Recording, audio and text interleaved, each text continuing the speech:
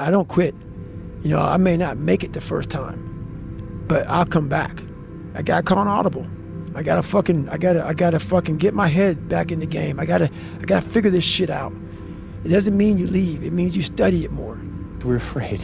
We're afraid it might not work. We're afraid we might fail. We're afraid it might cost us something. We're afraid of criticism and embarrassment. We're afraid of failure and loss and limitation and lack and ill health and disapproval. We're so afraid. The things that we would do if we weren't afraid are literally beyond belief. And we're afraid of getting out of the comfort zone, but because of what they might say. What if we did something different, changed jobs, changed careers, started a business, got into something else? What would they say? Most people never pick up the phone and call. Most people never ask. And that's what separates sometimes the people that do things from the people that just dream about them. You gotta act.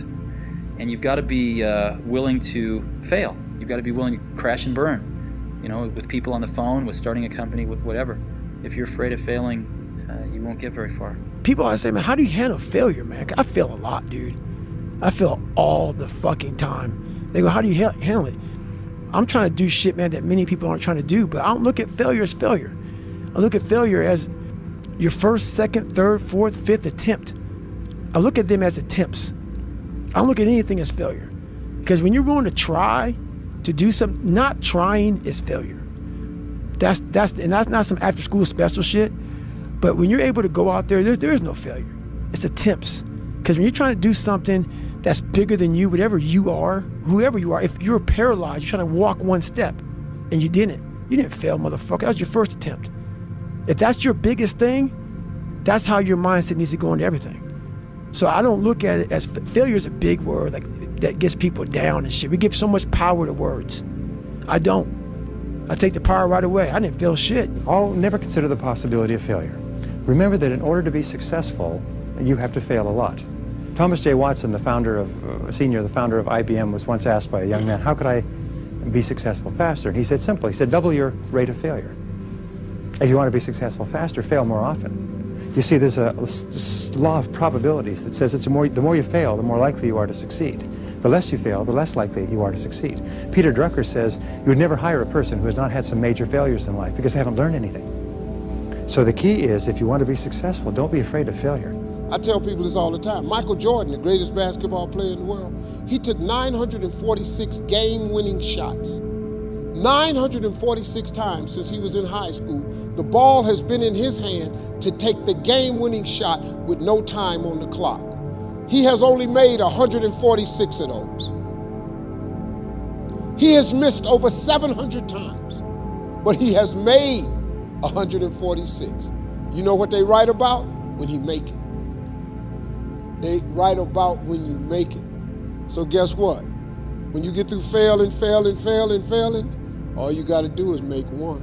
You're not going to score on every shot. Right. Doesn't mean you shouldn't take the shots. Doesn't mean you shouldn't try to hit the goal.